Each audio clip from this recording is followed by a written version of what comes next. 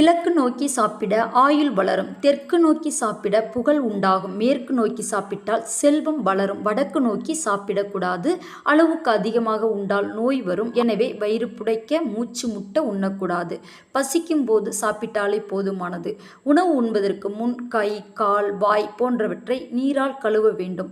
உணவு உண்ணும் போது பேசக்கூடாது, படிக்கக்கூடாது, செல்போன் பார்த்து கொண்டும் சாப்பிடக்கூடாது. இடது கையை கீழே ஊன்றக்கூடாது. வீட்டின் கதவை திறந்து வைத்துக் கொண்டோ அல்லது வாசலுக்கு நேராகவோ அமர்ந்து சாப்பிடக்கூடாது. செருப்பு அணிந்து கொண்டும் சாப்பிடக்கூடாது.